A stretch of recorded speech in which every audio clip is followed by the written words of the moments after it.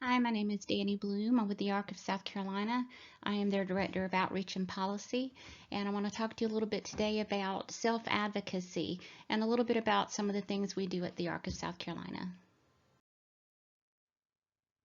Our mission at the ARC of South Carolina is to promote and protect the human rights of people with intellectual and developmental disabilities and actively support their full inclusion and participation in the community throughout their lifetimes. We serve over 2,000 individuals with disabilities statewide, working to put services and supports in place for each individual based on his or her wants and needs. I'm going to list for you some of the services that we provide. I won't go into the explanations and description of each service, but I have included a link here so that you can click on it to learn more.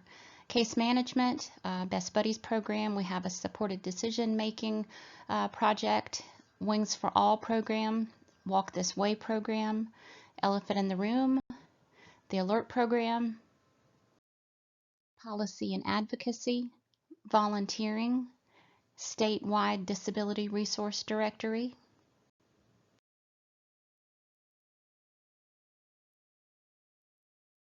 I want to talk a little more about Disability Advocacy Day since it's coming up in March. Every year, several hundred people from across the state meet on the north grounds of the South Carolina State House on the first Wednesday of March to represent and advocate for the more than 500,000 people with lifelong disabilities and their families in our state. Disability Advocacy Day is an event focused on connecting disability advocates with their legislators to talk about the policy issues and concerns that impact people with disabilities across our state. Our goal is to educate policymakers about how state government services and policies can be improved, expanded, or strengthened. We believe it's important for the policymakers of South Carolina to hear the voices of people with disabilities and their families throughout the event. Disability Advocacy Day also provides an opportunity for advocates, self-advocates, caregivers, and family members to learn about the legislative process and how to get involved in disability advocacy efforts. These efforts are spearheaded by the South Carolina Partnership of Disability Organizations, and you can visit them online at scpdo.org. The importance of self-advocacy. Author and self-advocate Cliff Poets once said, "People with developmental disabilities have a right to advocate for themselves. Some people might be afraid to be self-advocates and feel they are doing something wrong.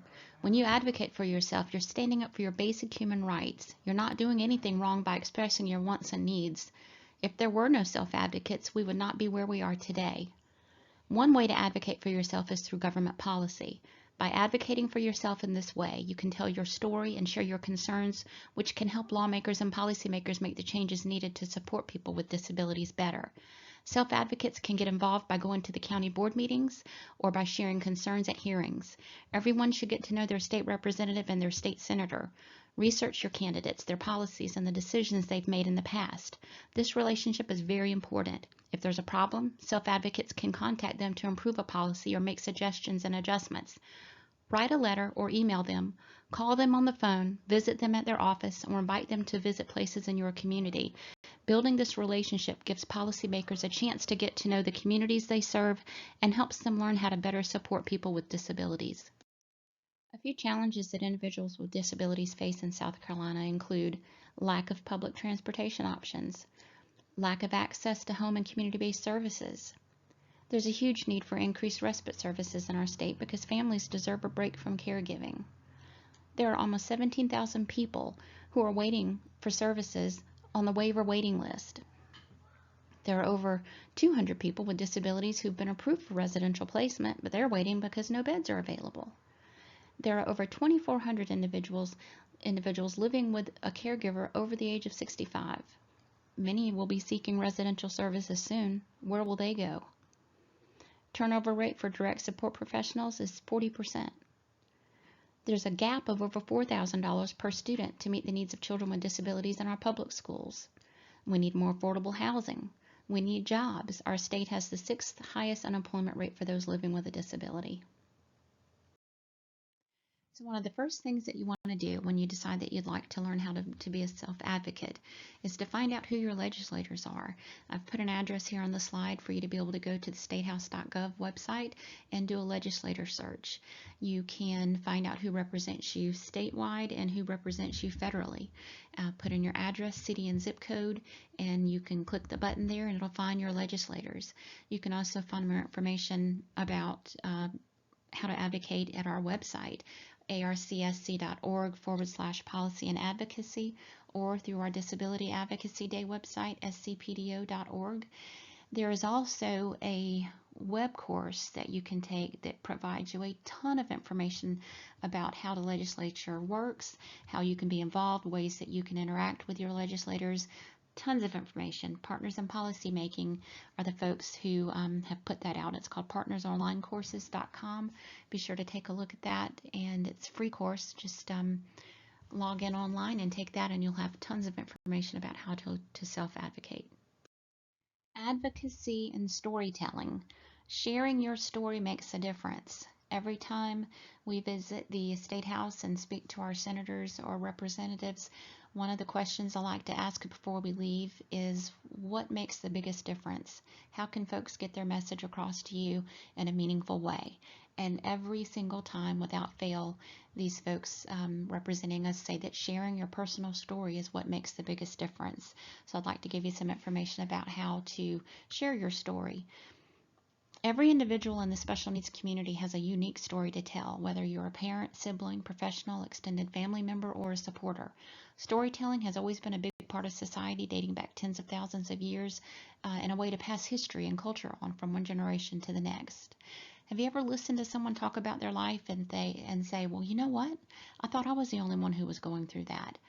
Every story shared is a chance to make someone feel less alone and help educate and inform them about those who are unaware of the challenges faced by people with intellectual and developmental disabilities, their families, and caregivers. In many cases, storytelling is necessary to help give lawmakers an accurate picture of the reality of intellectual and developmental disabilities. It allows them to truly understand the challenges that you and your family face, so they can see how their decisions have a direct impact on people's lives. When you share your story with your legislators, it helps them remember that when policy decisions are being made about people who have intellectual and developmental disabilities, it's affecting the lives of real people. Your story can help forge relationships with elected officials so that when decisions about healthcare policy cross their desks, they think of you, their constituent. By helping your legislators see what life looks like where you stand, you can help improve the conditions for everyone who has a disability, their families, and caregivers.